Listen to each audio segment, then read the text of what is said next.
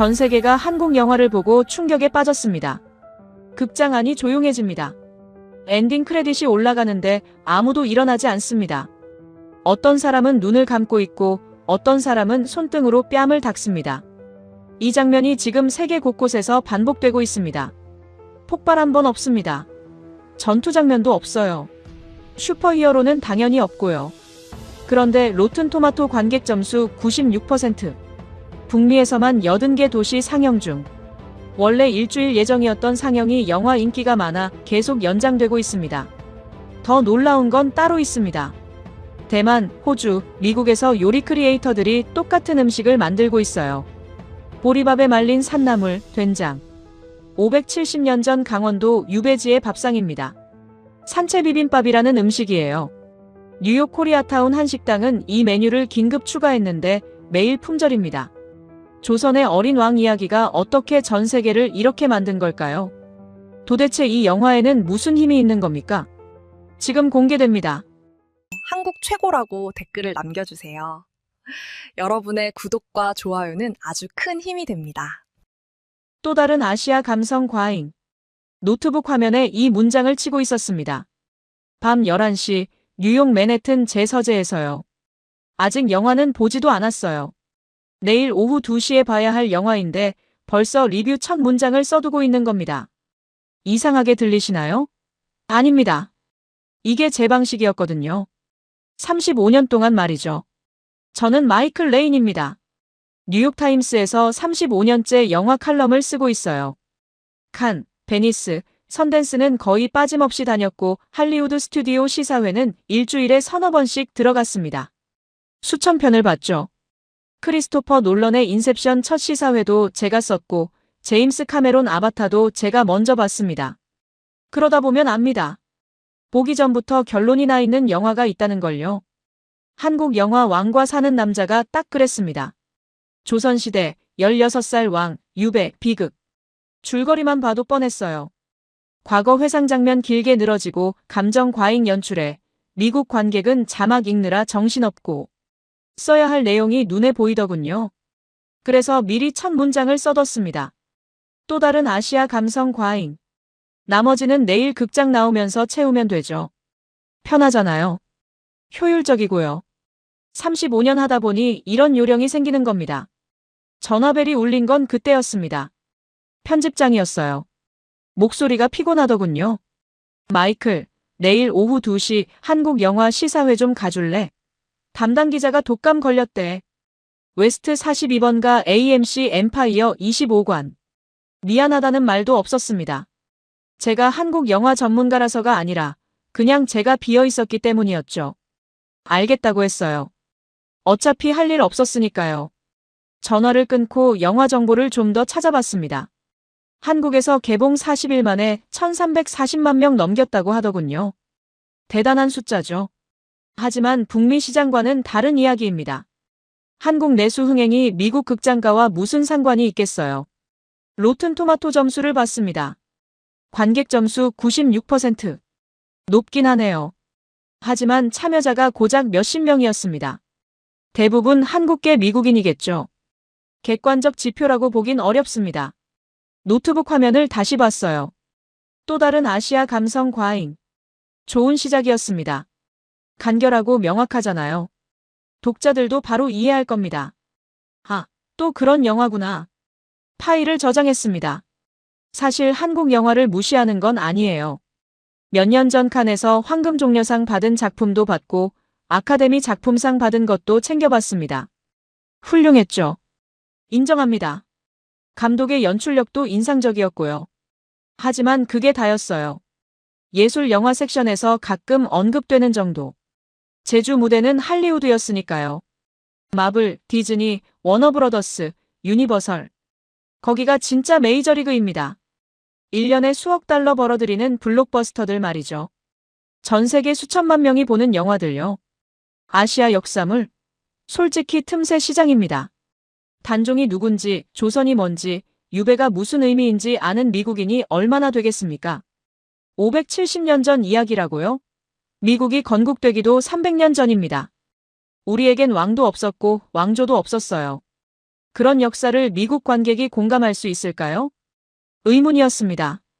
아내가 침실에서 나왔어요. 책을 읽다가 불빛을 본 모양이에요. 뭐 하냐고 묻더군요. 내일 한국 영화 시사회 간다고 했더니 아내가 웃었습니다. 당신이 한국 영화를? 놀라운데요. 살짝 비꼬는 투였죠. 아내도 압니다. 제가 할리우드 영화 외에는 별 관심이 없다는 걸요. 저는 어깨를 으쓱했어요. 이틀이면 끝날 일이야. 영화 보는데 2시간 반, 리뷰 쓰는데 서너 시간. 1000단어 정도면 충분합니다. 송고하고 끝이에요. 간단한 일이죠. 아내가 고개를 저으며 침실로 돌아갔습니다. 저는 노트북을 덮고 서재 창문을 열었어요. 맨해튼 야경이 보이더군요. 42번가 쪽 네온 사인이 깜빡이고 있었습니다. 내일 오후 2시, 저기 어딘가에 있는 극장에 들어가면 되는 거죠. 2시간 반. 그 정도면 충분하다고 생각했습니다. 영화 한 편 보고 리뷰 한 편 쓰고 다시 제 일상으로 돌아오면 그만이잖아요. 35년 동안 수천 번 해온 일입니다. 이번에도 다르지 않을 거예요. 노트북을 덮었습니다. 맨해튼 야경이 창밖에 깔려 있었어요. 42번가 쪽 네온 사인이 깜빡이고 있었습니다. 내일 오후 2시, 저기 어딘가에 있는 극장. 2시간 반짜리 영화 한 편. 저는 그냥 잠자리에 들었습니다. 극장에 들어선 건 오후 2시 10분쯤이었습니다. 웨스트 42번가 AMC 엠파이어 25관. 맨해튼 한복판이죠. 평일 낮인데도 사람이 꽤 있더군요. 대부분 아시아계 관객이었습니다. 예상했던 그림이에요. 좌석은 중간쯤 잡았습니다. 너무 앞도 뒤도 아닌 곳. 취재용으론 딱 좋죠. 노트와 펜을 꺼내 무릎 위에 올려놨어요. 어둠 속에서도 메모할 수 있게 작은 손전등도 준비했습니다. 35년 동안 써온 습관이에요. 불이 꺼지고 영화가 시작됐습니다. 한국어 대사가 흘러나왔어요. 당연히 못 알아듣죠. 화면 아래 영어 자막이 떴습니다. 읽기 시작했어요. 건성으로요. 그러면서 손목시계를 한번 봤습니다. 2시간 17분짜리 영화라더군요. 4시 반쯤이면 나갈 수 있겠네요. 처음 10분은 그냥 흘러갔습니다. 궁궐 장면, 정치적 음모, 왕위 찬탈. 뭔가 복잡해 보이는 인물 관계들. 솔직히 집중이 안 됐어요. 누가 누군지도 잘 모르겠고요. 단종이라는 소년 왕이 나오긴 했는데 그냥 어린애처럼 보였습니다. 노트에 몇 자 적었어요. 도입부 느림. 미국 관객에겐 낯선 설정. 그런데 20분쯤 지났을 때였습니다. 화면이 바뀌더군요. 궁궐이 아니라 산골 마을이 나왔어요. 강원도 영월이라고 자막이 떴습니다. 단종이 유배된 곳이죠. 배를 타고 강을 건너는 장면이었어요. 그때 처음으로 단종의 얼굴을 제대로 봤습니다. 16살이라고 했죠.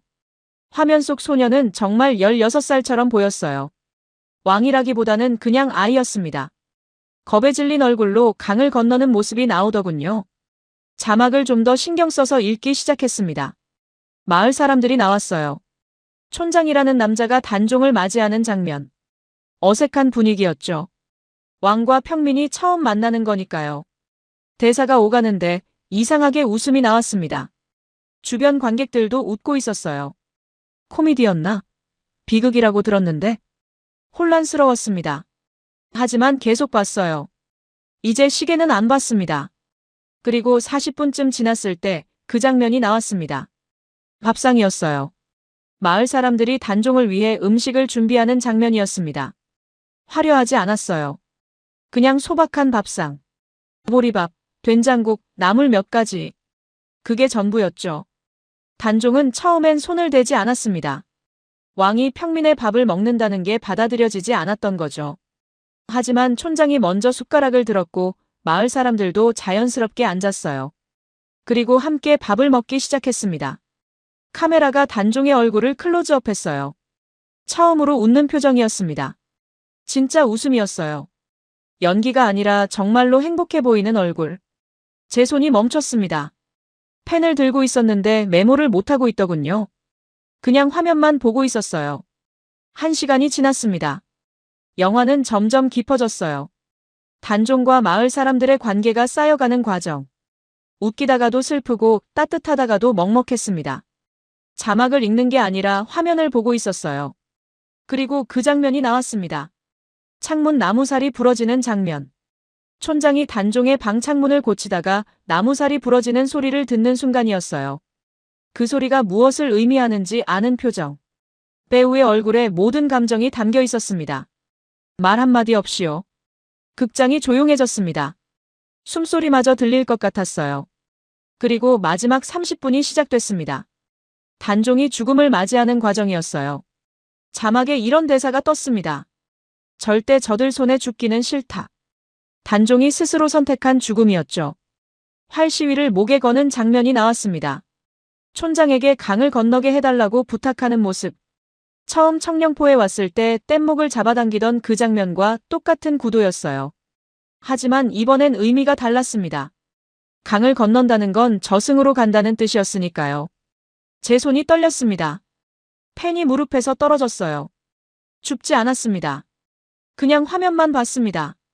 강물에 떠있는 작은 몸. 촌장이 물속으로 뛰어드는 모습. 종이처럼 가벼운 시신을 건져 올리는 장면. 그때였습니다. 뭔가 뺨을 타고 흐르는 게 느껴졌어요. 눈물이었습니다. 엔딩 크레딧이 올라가기 시작했어요. 극장 안이 조용했습니다. 아무도 일어나지 않았어요. 다들 그냥 앉아 있었습니다. 저도 앉아 있었습니다. 손을 뺨에 갖다 댔어요. 젖어 있더군요. 언제부터 울고 있었는지 모르겠습니다. 자각하지 못했어요. 60년 가까이 영화를 봤습니다. 수천 편을 봤어요. 울어본 적이 몇 번 있나요? 손에 꼽을 정도입니다. 그것도 대부분 젊었을 때 일이고요. 근데 지금 울고 있었습니다.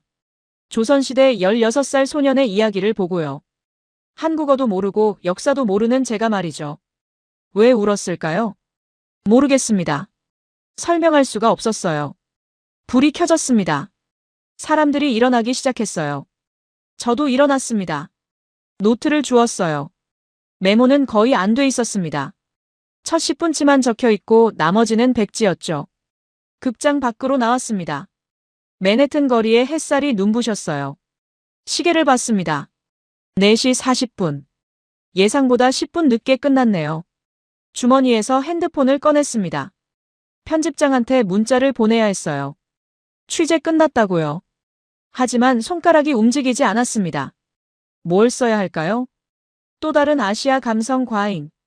핸드폰 화면에 그 문장을 치다가 멈췄습니다. 맨해튼 거리 소음이 귀를 치고 들어왔어요. 택시 경적, 공사 소리, 누군가의 웃음소리. 아까까지 극장 안에 있었던 게 맞나 싶었습니다. 핸드폰을 주머니에 넣었어요. 걸었습니다. 어디로 가는지는 몰랐습니다. 극장 밖 거리에서 편집장한테 전화를 걸었습니다. 3번 신호음이 울린 뒤 봤더군요. 어떻게 됐냐고 묻는 목소리. 리뷰는 언제 들어오냐고요. 저는 잠시 말을 멈췄습니다. 그리고 입을 열었어요. 한국 가야 할 것 같습니다. 편집장이 뭐라고 했냐고요? 전화기 너머로 당황하는 기색이 느껴졌습니다. 한국? 왜? 리뷰 쓰면 되는 거 아니야? 맞는 말이죠. 리뷰만 쓰면 됩니다. 극장에서 나와서 카페 앉아서 1000단어 쳐내면 끝이에요. 35년 동안 그렇게 해왔으니까요. 하지만 이번엔 달랐습니다. 현지 취재가 필요합니다. 그렇게 말했어요. 이 영화가 한국에서 1300만 명 넘게 동원했다는 게 단순한 흥행 기록이 아닐 수 있습니다. 뭔가 더 큰 이야기가 있을 것 같아요. 편집장이 한숨을 쉬었습니다. 마이클, 예산 생각 좀 해. 한국까지 가서 취재할 만한 건가? 모르겠습니다. 솔직히요. 하지만 가야 할 것 같았어요. 편집장이 며칠이나 걸릴 거냐고 물었습니다. 사흘이면 됩니다. 그렇게 답했죠. 서울 가서 현지 반응 취재하고 영화 배경된 곳 다녀오면 될 것 같습니다. 알았다는 대답이 돌아왔습니다. 사흘. 딱 사흘만. 이틀 뒤 인천공항에 도착했습니다. 비행기에서 13시간 넘게 있었어요. 잠은 거의 못 잤습니다. 공항 밖으로 나와 공항철도를 타고 서울역으로 향했습니다. 차창 밖 풍경을 보는데 뭔가 눈에 띄었습니다. 포스터였어요. 지하철역마다 붙어 있더군요. 왕과 사는 남자. 한글로 쓰여 있었지만 영화 포스터인 건 금방 알 수 있었습니다. 유해진이라는 배우와 박지훈이라는 배우 얼굴이 크게 나와 있었거든요. 한두 군데가 아니었어요. 모든 역마다 있었습니다. 서울역에 내렸습니다. 역 구내에도 포스터가 붙어 있었어요. 거대한 현수막까지 걸려 있더군요. 1346만 명 돌파. 그런 문구가 적혀 있었습니다. 호텔에 짐을 풀고 거리로 나왔어요. 명동이라는 곳이었습니다. 관광 중심지라고 하더군요. 걸어가는데 또 포스터가 보였습니다. 버스 정류장, 건물 외벽, 지하철 입구. 도대체 몇 개나 붙여놓은 걸까요? 서점에 들어갔습니다. 입구부터 놀랐어요. 베스트셀러 코너 전체가 단종 관련 도서로 채워져 있었거든요. 조선왕조실록, 단종평전, 영월의 역사, 심지어 영화 대본집까지 쌓여 있었습니다. 저는 그중 한 권을 집어들었어요. 단종평전이라는 책이었습니다. 표지에 16살 소년 왕의 초상화가 그려져 있더군요. 한글로 쓰여 있어서 내용은 못 읽었지만 사진들은 볼 수 있었습니다. 청령포 사진, 장릉 사진, 관음송 사진. 영화에서 본 바로 그 장소들이었어요. 책장을 넘기는데 옆에서 누가 말을 걸었습니다. 서점 직원이었어요. 20대 후반쯤 되어 보이는 여성이었죠. 영어로 물었습니다. 영화 보셨어요? 네, 봤습니다. 직원이 웃었어요. 요즘 이 책들이 제일 많이 나가요. 영화 보고 오신 분들이 다 사가세요. 한국 사람들도 외국 사람들도요. 외국 사람들도요? 네. 어제도 중국 분이 3권 사가셨어요. 읽지도 못하는데 그냥 갖고 싶다고 하시더라고요. 저는 책을 다시 내려다봤습니다. 570년 전 죽은 소년. 그 이야기가 지금 서점 베스트셀러 코너를 채우고 있었습니다. 책을 다시 꽂아두고 밖으로 나왔어요. 지하철을 탔습니다. 영월 가는 기차표를 예매하러 서울역으로 가는 길이었어요. 앉았는데 옆자리에 할머니 한 분이 계셨습니다. 흰머리에 안경을 쓴 분이었죠. 손에 스마트폰을 들고 뭔가 듣고 있었어요. 이어폰을 안 꽂으셨더군요. 소리가 새어나왔습니다. 음악이었어요. 영화 음악이었습니다. 왕과 사는 남자 OST. 극장에서 들었던 바로 그 음악. 할머니가 작게 흥얼거리고 있었습니다. 저는 그 모습을 보면서 생각했어요. 영화 하나가 나라 전체를 뒤집어 놨구나. 서울역에 도착했습니다. 표를 끊으러 갔는데 창고 직원이 물었어요. 영월 가시는 거죠? 청령포 보러요? 네, 그렇다고 했습니다. 직원이 웃었어요. 요즘 엄청 많이 가시더라고요. 주말표는 벌써 매진됐어요. 매진이요? 네. 영화 보고 다들 가신대요. 표를 받아들고 대합실로 갔습니다. 기차 시간까지 1시간 남았더군요. 벤치에 앉아서 사람들을 관찰했습니다. 젊은 커플이 지나갔어요. 남자가 여자한테 뭐라고 말하는데 단종이라는 단어가 들렸습니다. 한국어는 못 알아듣지만 고유명사는 들리거든요. 중년 부부도 보였습니다. 손에 여행 가이드북을 들고 있었어요. 표지에 영월이라고 적혀 있었습니다. 기차 시간이 됐습니다. 플랫폼으로 내려가 기차에 올라탔어요. 창가 자리에 앉았습니다. 기차가 출발했어요. 서울역을 벗어나면서 풍경이 바뀌기 시작했습니다. 빌딩이 줄어들고 산이 늘어났어요. 맞은편 자리에 대학생들이 앉았습니다. 셋이었어요. 다들 20대 초반쯤 되어 보였습니다. 한 명이 핸드폰으로 뭔가 보여주더군요. 영화 장면 같았어요. 다들 웃다가 갑자기 조용해졌습니다. 그중 한 명이 말했어요. 한국어였지만 단종이라는 이름이 들렸습니다. 다른 친구가 고개를 끄덕이더니 창밖을 봤습니다. 표정이 진지했어요. 1시간쯤 지났을까요? 창밖은 완전히 달라져 있었습니다. 산뿐이었어요. 깊은 산속으로 들어가고 있었습니다. 강이 보이더군요. 기차가 강을 따라 달리고 있었어요. 저는 그 강을 보면서 생각했습니다. 570년 전 그 소년도 이 길을 지나갔을까요? 한양에서 영월까지. 왕에서 죄인으로. 16살 나이에. 어떤 기분이었을까요? 기차는 계속 달렸습니다. 산은 점점 깊어졌고 하늘은 점점 좁아졌습니다. 맞은편 대학생들도 이제 말이 없었어요. 다들 창밖만 보고 있었습니다. 영월까지 2시간 반. 그 시간 동안 저는 창밖만 봤습니다. 핸드폰도 안 받고 노트도 안 폈어요. 그냥 흘러가는 풍경만 봤습니다. 평생 뉴욕에서 살았습니다. 한국은 처음이에요. 한국어도 한마디 못하고요. 근데 지금 강원도 산골로 가고 있었습니다. 영화 한 편 때문에요. 영월역에 내린 건 오후 4시쯤이었습니다. 작은 역이었어요. 서울역과는 비교도 안 될 만큼 조용하고 작았습니다. 플랫폼에서 내려 역사로 들어갔는데 사람들이 꽤 있더군요. 생각보다 훨씬 많았어요. 택시를 탔습니다. 청령포 가달라고 했더니 기사님이 웃었어요. 영어로 물었습니다. 영화 봤어요? 네, 봤습니다. 기사님이 고개를 끄덕였어요. 요즘 매일 태워요. 아침부터 저녁까지. 주말엔 차가 밀려서 1시간도 넘게 걸려요. 택시가 출발했습니다. 창밖으로 강이 보이기 시작했어요. 넓고 잔잔한 강이었습니다. 동강이라고 하더군요. 15분쯤 달렸을까요? 청령포 입구에 도착했습니다. 택시에서 내리는데 눈앞 광경에 멈칫했어요.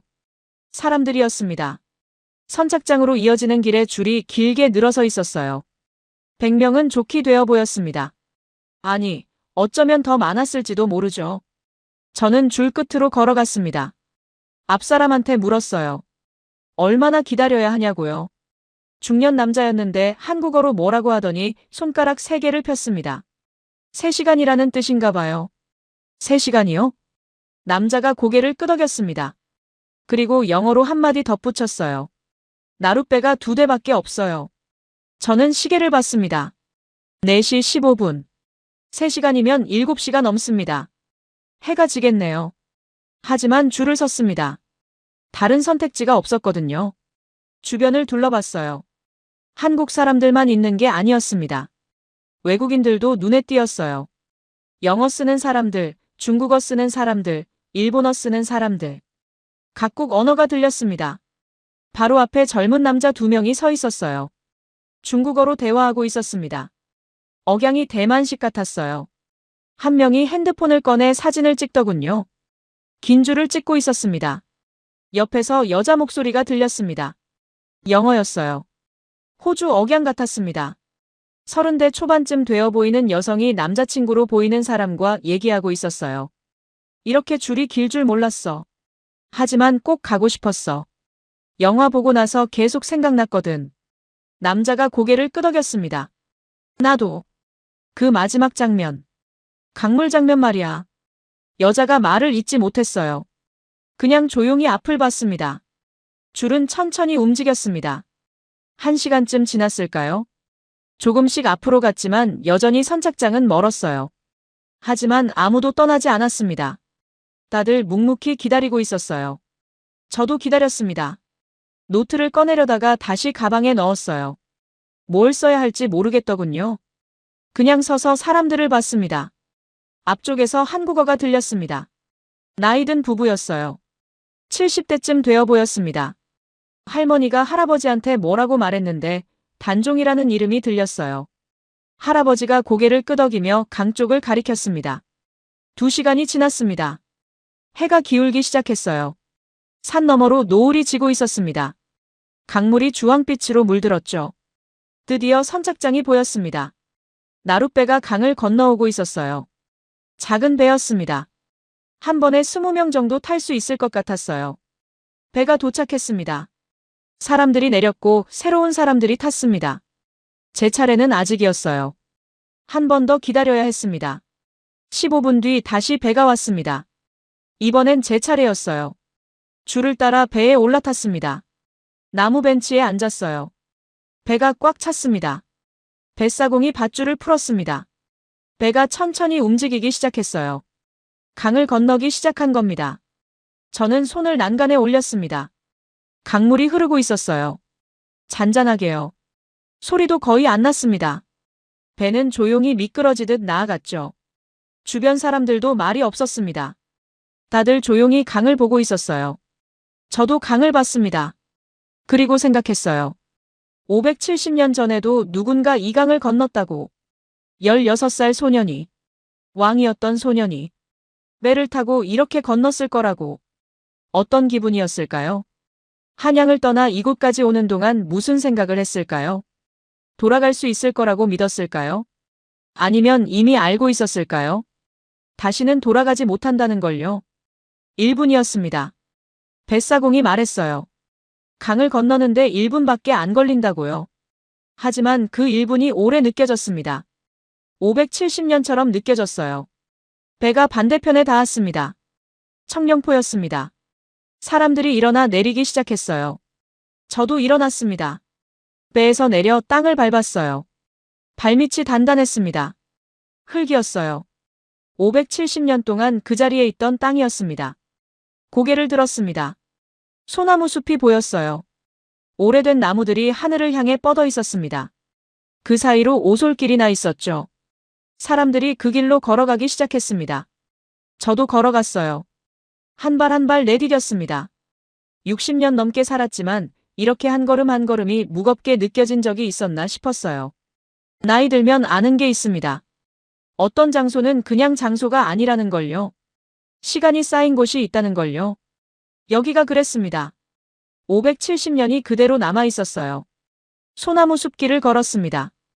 햇빛이 나무 사이로 비스듬히 들어왔어요. 노을이 지고 있었습니다. 오솔길은 부드러웠어요. 수백 년 동안 사람들이 밟아온 길이었죠. 앞에서 걷던 사람들이 멈춰 섰습니다. 저도 멈췄어요. 무엇 때문인지 고개를 들어봤습니다. 나무였습니다. 거대한 소나무 한 그루가 하늘을 향해 서 있었어요. 다른 나무들과는 차원이 달랐습니다. 굵기도 굵었지만 높이가 압도적이었죠. 가지가 사방으로 뻗어 있었고 그 아래 그늘이 드리워져 있었습니다. 안내판이 있었어요. 한글과 영어로 쓰여 있더군요. 관음송. 수령 600년 이상. 단종의 슬픔을 보고 들었다는 의미에서 볼관, 들을 음자를 써서 이름 붙였다고 했습니다. 600년. 그 말이 가슴에 박혔어요. 이 나무가 600년을 여기 서 있었다는 겁니다. 단종이 여기 있었을 때도 서 있었던 나무였어요. 그 소년이 이 나무를 봤다는 뜻이죠. 나무 아래 서서 하늘을 올려다봤을 겁니다. 한양을 그리워하면서요. 저는 나무 앞으로 걸어갔습니다. 나무 껍질이 거칠었어요. 손을 갖다 댔습니다. 차갑고 단단했죠. 600년이 만져지는 기분이었어요. 옆에서 영어가 들렸습니다. 호주에서 온 그 커플이었어요. 여자가 나무를 올려다보며 말했습니다. 600년. 믿어져?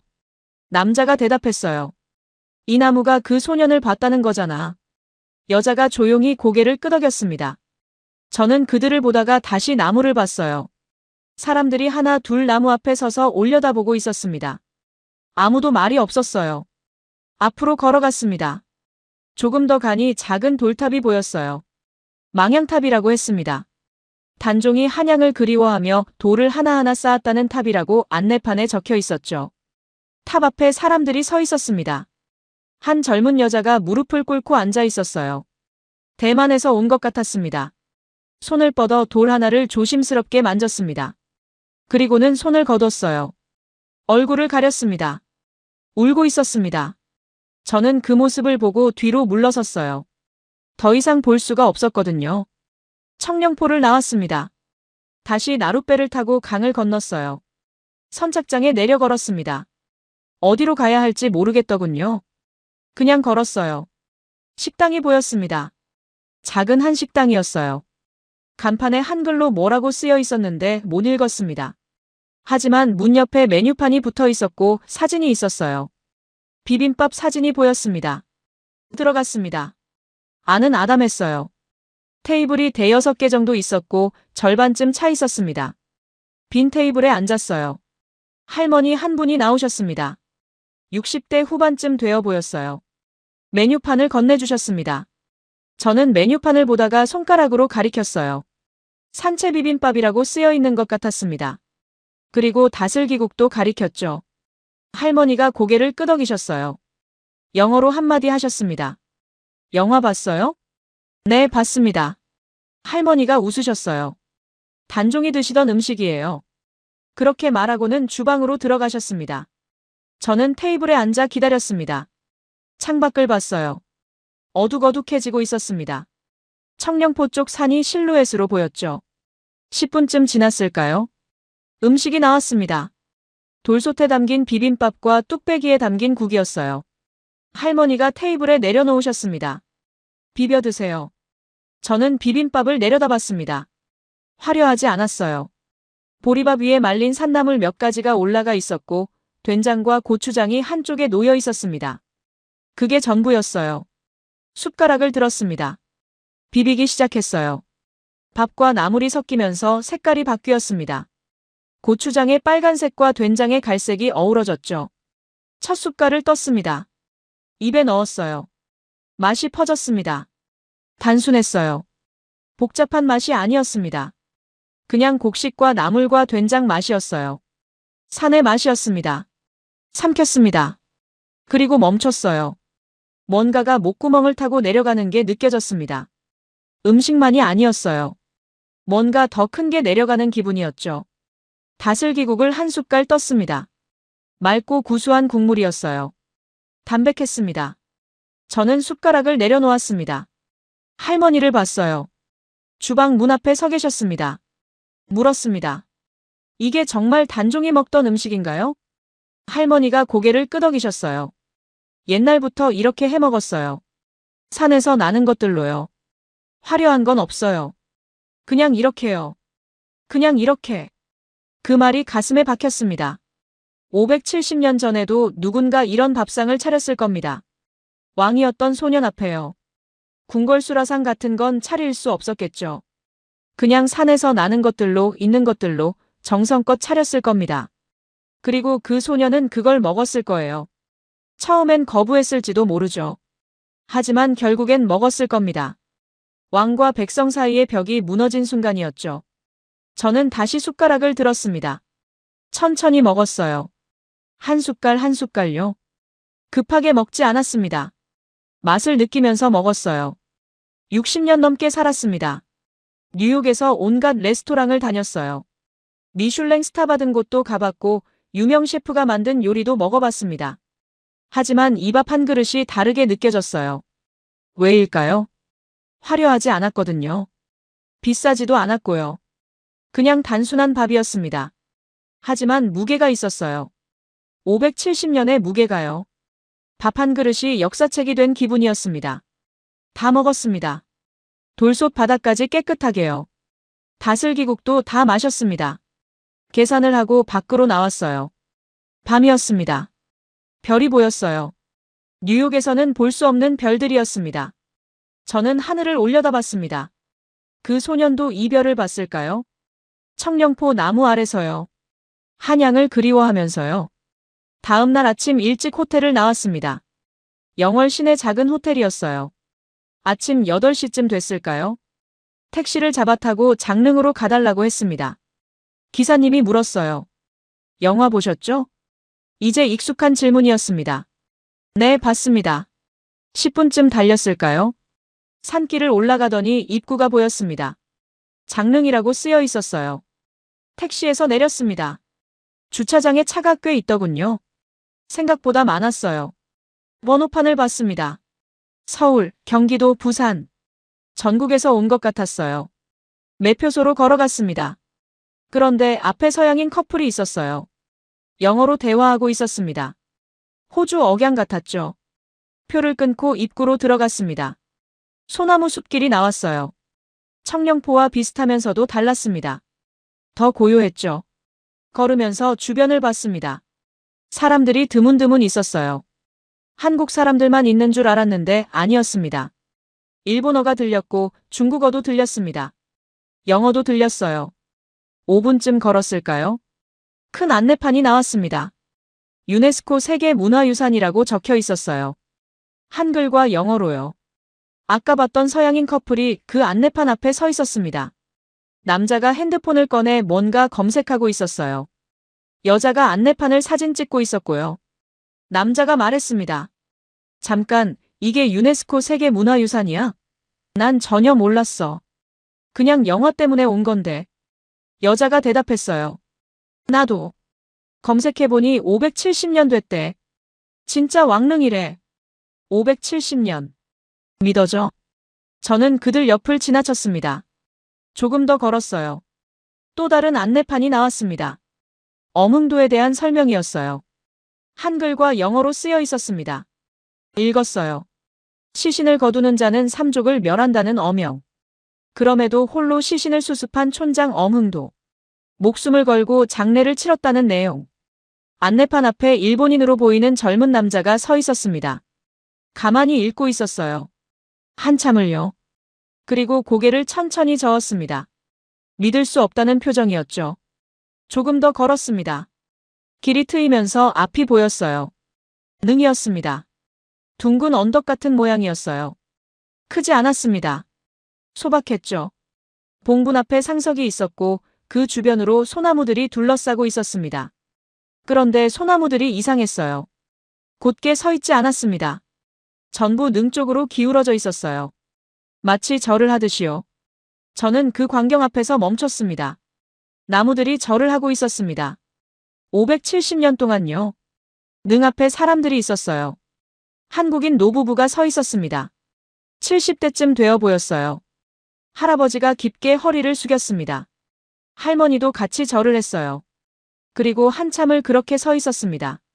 그 옆에 호주에서 온 것 같은 서양인 남자가 서 있었어요. 아까 주차장에서 봤던 그 커플 중 남자였습니다. 한국인 노부부가 절하는 모습을 보고 있었죠. 그리고 천천히 고개를 숙였습니다. 설명을 들어서도 아니었어요. 누가 시켜서도 아니었습니다. 그냥 자연스럽게요. 그 광경을 보고 따라한 겁니다. 여자친구도 옆에서 고개를 숙였어요. 저는 그 모습을 보면서 주머니에서 취재 수첩을 꺼냈습니다. 펜도 꺼냈어요. 뭔가 적으려고 했습니다. 수첩을 펼쳤습니다. 그리고 멈췄어요. 뭘 써야 할까요? 나무의 각도? 방문객 국적? 절하는 사람 수? 아니었습니다. 이건 숫자로 쓸 수 있는 게 아니었어요. 570년 전 목숨 걸고 시신을 거둔 사람의 이야기가 지금 여기서 외국인을 고개 숙이게 만들고 있었습니다. 설명도 안 했는데요. 강요도 안 했는데요. 그냥 자연스럽게 그렇게 되고 있었어요. 저는 펜을 내렸습니다. 수첩을 덮었어요. 다시 주머니에 넣었습니다. 능 앞으로 걸어갔습니다. 상석 앞에 섰어요. 봉분을 올려다봤습니다. 작았습니다. 하지만 무게가 있었습니다. 뒤에서 중국어가 들렸습니다. 대만 억양이었어요. 젊은 여자 둘이 대화하고 있었습니다. 이 나무들 봐. 전부 능 쪽으로 기울어져 있어. 영화에서 본 것보다 더 감동적이야. 정말로 절하고 있는 것 같아. 600년 동안 이렇게 서 있었대. 믿어져? 저는 다시 나무들을 봤습니다. 600년. 그 시간 동안 이 나무들은 여기 서서 지켜왔던 겁니다. 16살의 죽은 소년을요. 그리고 지금 전 세계 사람들이 여기 와서 그 나무들과 함께 고개를 숙이고 있었습니다. 할리우드가 만들 수 있을까요? 10억 달러를 쏟아부으면 만들 수 있을까요? CGI로 나무를 만들고 세트를 지으면 될까요? 안 됩니다. 600년은 돈으로 살 수 없거든요. 저도 고개를 숙였습니다. 왜 숙였는지 모르겠습니다. 기독교인이라 절은 안 합니다. 하지만 고개가 숙여졌어요. 그리고 생각했습니다. 이건 단순한 관광지가 아니라고요. 영화 세트장도 아니라고요. 이건 570년 동안 끊어지지 않은 기억이라고요. 뉴욕에 도착한 건 같은 날 저녁이었습니다. 시차 때문에 그래요. 13시간을 비행기에서 보냈는데 같은 날로 돌아온 겁니다. 시간을 거슬러 온 기분이었죠. 집에 들어갔습니다. 아내가 반겼어요. 어땠냐고 물었습니다. 저는 좋았다고만 했습니다. 피곤하다고 서재에서 작업 좀 하겠다고 말했죠. 서재로 들어갔어요. 노트북을 켰습니다. 화면이 밝아졌어요. 파일을 열었죠. 며칠 전에 만들어뒀던 파일이었습니다. 리뷰 초안이 저장돼 있었어요. 또 다른 아시아 감성 과잉. 그 문장이 화면에 떠 있었습니다. 저는 그걸 보면서 웃음이 나왔어요. 쓴웃음이었습니다. 마우스를 움직였습니다. 전체 선택. 삭제. 화면이 하얗게 비었습니다. 커서만 깜빡이고 있었어요. 뭘 써야 할까요? 손가락을 키보드 위에 올렸습니다. 하지만 움직이지 않았어요. 머릿속이 복잡했습니다. 청령포의 관음송, 산채 비빔밥, 장릉의 소나무들. 너무 많은 이미지가 뒤섞여 있었죠. 정리가 안 됐습니다. 브라우저를 열었어요. 검색창에 쳤습니다. 더 킹스워든 로튼 토마토. 엔터를 쳤습니다. 페이지가 떴어요. 관객 점수 96%. 높은 점수죠. 하지만 숫자보다 리뷰들이 눈에 들어왔습니다. 스크롤을 내렸습니다. 영어 리뷰들이 쭉 나열돼 있었어요. 읽기 시작했습니다. 역사를 전혀 모르고 봤지만 울음을 멈출 수 없었다. 결말을 알면서도 멈출 수 없었다. 리뷰어 이름을 봤습니다. 제니퍼 M. 한국계 이름이 아니었어요. 다음 리뷰를 봤습니다. 내 생애 첫 사극 영화였는데 슬프고 연기가 훌륭했다. 데이비드 K. 또 다음. 웃기면서도 깊이 감동적이다. 몇 년 만에 본 최고의 영화. 사라티. 전부 한국계가 아닌 이름들이었습니다. 저는 화면을 보면서 생각했어요. 나만 운 게 아니었구나. 다른 탭을 열었습니다. 유튜브로 갔어요. 검색했습니다. 킹스워든 음식. 영상이 나왔습니다. 대만 크리에이터가 올린 영상이었어요. 썸네일에 산채 비빔밥 사진이 있었습니다. 클릭했습니다. 영상이 재생됐어요. 중국어 번체자 자막이 달려 있었습니다. 못 알아들었지만 화면은 이해됐어요. 젊은 대만 여자가 부엌에서 요리하고 있었습니다. 말린 산나물을 물에 불리고 된장을 풀고 보리밥을 짓고 있었어요. 영화 장면이 중간중간 삽입됐습니다. 단종이 밥을 먹는 장면이요. 그리고 완성된 산채 비빔밥이 화면에 나왔습니다. 570년 전 유배지의 밥상이 2026년 때만 부엌에서 재현되고 있었던 겁니다. 댓글을 봤습니다. 중국어였지만 번역 버튼을 눌렀어요. 영화 보고 너무 궁금했어요. 감사합니다. 저도 만들어봤는데 정말 단순하지만 감동적이었어요. 다음 주에 영월 갑니다. 현지에서 먹어볼게요. 저는 화면을 보면서 멍하니 앉아 있었습니다. 이게 뭐지? 다시 검색했습니다. 더 킹스워든 미국 개봉. 기사들이 나왔어요. 북미 상영 관련 기사들이었습니다. 클릭해서 읽었습니다. 처음 5개 도시에서 시작했다고 나와 있었어요. 로스앤젤레스, 샌프란시스코, 달라스, 시카고, 뉴욕. 일주일 예정이었다고 했습니다. 하지만 반응이 좋아서 계속 확장됐다고 했어요. 현재 80개 이상의 도시에서 상영 중. 캐나다, 호주까지 확대. 상영 기간도 계속 연장 중. 저는 뒤로 기대 앉았습니다. 80개 도시. 한국 영화가 북미에서 80개 도시에 걸려 있다는 겁니다. 아트하우스도 아니고 AMC 같은 메인스트림 극장에서요. 왜요? 할리우드 블록버스터도 아닌데요. 마블도 아니고 디즈니도 아닌데요.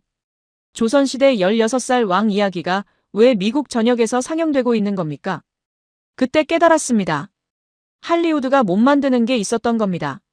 10억 달러를 쏟아부어도 최고의 감독을 데려와도 최신 기술을 써도 만들 수 없는 게요. 시간이었습니다. 570년이라는 시간. 600년 동안 한자리에 서 있던 나무. 그 나무 아래서 밥을 먹고 돌탑을 쌓고 죽어간 소년의 이야기. 그리고 그걸 목숨 걸고 기억한 사람들. 할리우드는 세트를 지을 수 있습니다. CGI로 나무를 만들 수도 있죠. 하지만 600년은 못 만듭니다. 진정성도 못 만들어요. 570년 전과 똑같은 방식으로 만든 밥 한 그릇. 그 밥을 먹으며 느끼는 연결감. 영화가 끝나도 끝나지 않는 이야기. 청룡포로 이어지고 식당으로 이어지고 장릉까지 이어지는 흐름. 이건 영화가 아니었습니다. 이건 600년짜리 기억이었어요. 손가락이 키보드로 갔습니다. 움직이기 시작했어요. 빠르게요. 나는 570년 된 밥상 앞에서 항복했다. 첫 문장을 쳤습니다. 그리고 멈추지 않았어요. 계속 썼습니다. 할리우드가 10억 달러를 써도 만들 수 없는 것에 대해 썼습니다. 시간이 쌓인다는 것에 의미를 썼어요. 600년 된 나무가 지금도 절하고 있다는 것. 외국인들이 설명도 듣지 않고 자연스럽게 고개를 숙인다는 것. 영화가 스크린에서 끝나지 않는다는 걸 썼습니다. 현실로 이어진다는 것. 대만 부엌에서 밥상이 재현되고 미국 극장가 80개 도시로 퍼져나간다는 것. 새벽 4시가 됐습니다. 1500단어가 쌓여 있었어요. 읽어봤습니다. 한 번, 두 번. 고칠 곳이 없었습니다. 편집장한테 이메일을 보냈어요. 원고 첨부. 제목 왕과 사는 남자 리뷰. 전송. 노트북을 덮었습니다. 창문을 열었어요. 새벽 공기가 들어왔습니다. 맨해튼 불빛이 아직 켜져 있었죠. 핸드폰을 꺼냈습니다. 아내한테 전화를 걸었어요. 몇 번 신호음 뒤 받았습니다. 졸린 목소리였죠. 왜, 무슨 일이야? 당신도 꼭 봐야 해. 그리고 같이 영월 가자. 지금 새벽 4시야. 알아. 근데 진짜야. 할리우드가 절대 못 만드는 걸 봤어. 아내가 잠시 조용했습니다. 그리고 물었어요. 마이클, 당신 변했어. 저는 웃었습니다. 변한 게 아니야. 몰랐던 걸 알게 된 거야. 다음 날 아침 편집장한테 전화가 왔습니다. 아침 9시였어요. 저는 거우 4시간 잤습니다. 잠결에 전화를 받았죠. 편집장 목소리가 들렸습니다. 마이클, 이거 진짜야? 네. 이 기사. 진짜 당신이 쓴 거 맞아? 저는 눈을 떴습니다. 천장을 봤어요. 네, 제가 썼습니다. 편집장이 잠시 말이 없었습니다. 그리고 말했어요. 일면 문화 섹션에 실어. 오늘 저녁판에. 일면이요? 응. 35년 동안 당신 기사 본 중에 제일 좋아. 전화가 끊겼습니다. 저는 핸드폰을 내려놓고 천장을 봤어요. 일면 문화 섹션. 뉴욕타임스 일면이라는 겁니다. 한국 영화 리뷰가요. 그날 저녁 신문이 나왔습니다. 제 기사가 일면 문화 섹션에 실렸어요. 제목은 간단했습니다. 나는 570년 된 밥상 앞에서 항복했다. 부제가 붙어 있었죠. 한국 영화 왕과 사는 남자가 보여준 것, 할리우드가 10억 달러로도 살 수 없는 것. 그날 밤부터 반응이 왔습니다. 이메일이 쏟아졌어요. 독자들이었습니다. 댓글도 달렸고요. 기사 읽고 바로 표 샀습니다. 이번 주말에 볼 예정입니다. 영월이 어디 있는지 찾아봤어요. 한국 가면 꼭 가보고 싶습니다. 산채 비빔밥을 어디서 먹을 수 있나요? 뉴욕에 파는 곳 있나요? 사흘이 지났습니다. 편집장한테 또 전화가 왔어요. 마이클, 이거 봤어? 뭘요? 구글 트렌드. 영월 검색량이 300% 올랐어. 미국에서. 지난주 대비로. 진짜요? 응. 그리고 한국관광공사에서 연락 왔어. 고맙다고. 저는 웃었습니다. 믿기지 않았거든요. 일주일이 지났습니다. 맨해튼 코리아타운 한식당 사장님한테서 연락이 왔어요. 아는 분이었습니다. 가끔 취재차 들르던 곳이었죠. 마이클 씨 기사 때문에 난리예요. 무슨 일인데요? 산채비빔밥 문의 전화가 하루에 10통씩 와요. 원래 메뉴에 없었는데 급하게 추가했어요. 매일 품절돼요. 정말요? 네. 그리고 다들 물어봐요. 이게 단종이 먹던 거 맞냐고. 영화 보고 왔다고. 저는 전화를 끊고 창밖을 봤습니다. 뉴욕이었습니다. 맨해튼 거리였어요. 저기 어딘가에서 사람들이 570년 전 조선 유배지의 밥을 먹고 있었습니다. 믿기지 않았습니다. 한 달이 지났습니다. 아내와 함께 영화를 보러 갔어요. 맨해튼 AMC 엠파이어 25관. 제가 처음 봤던 바로 그 극장이었습니다. 평일 저녁이었는데도 사람이 꽤 있었어요. 절반 정도 찼습니다. 영화가 시작됐습니다. 아내는 처음 보는 거였죠. 저는 두 번째였고요. 하지만 또 울었습니다. 밥상 장면에서, 창문 나무살 부러지는 장면에서, 강물 장면에서. 아내도 울고 있었어요. 엔딩 크레딧이 올라갔습니다. 극장을 나왔어요. 아내가 말했습니다. 당신 말이 맞았어. 할리우드가 못 만드는 게 있네. 저는 고개를 끄덕였습니다. 집으로 걸어가는 길에 아내가 물었어요. 우리 정말 영월 갈 거야? 응. 같이 가자. 언제? 내년 봄. 꽃 필 때. 아내가 웃었습니다. 알았다고 했어요. 그날 밤 서재에 앉았습니다. 노트북을 켰어요. 메일을 확인했습니다. 독자 메일이 또 와 있었습니다. 수십 통이요. 하나를 열어봤습니다. 마이클 레인 씨, 기사 읽고 영화 봤습니다. 그리고 한국행 티켓을 샀습니다. 5월에 갑니다. 영월에 갈 겁니다. 600년 된 나무를 보고 싶습니다. 고맙습니다. 서명은 제니퍼라고 돼 있었어요. 저는 화면을 보면서 생각했습니다. 영화 한 편이 이렇게 많은 걸 바꿀 수 있구나. 극장에서 시작해서 뉴욕까지 왔고 다시 한국으로 돌아가고 있었습니다. 사람들이 움직이고 있었어요. 미국에서, 대만에서, 호주에서. 영월로요. 570년 전 16살 소년이 갇혔던 그곳으로요. 왜일까요? 답은 영화 속에 있었습니다. 영화가 건드린 건 한국의 역사가 아니었어요. 부당함에 대한 분노였습니다. 무고하게 죽은 사람에 대한 슬픔이었죠. 그리고 그 사람을 끝까지 지키려 했던 이들에 대한 존경이었습니다. 그건 국경을 넘습니다. 시대도 넘고요. 570년이 지났지만 여전히 가슴을 울리는 이유였습니다. 저는 답장을 썼습니다. 짧게요. 영월에 가시면 나룻배를 타세요. 1분짜리 뱃길입니다. 하지만 570년처럼 느껴질 겁니다. 그리고 청령포에서 나오면 근처 식당에 들르세요.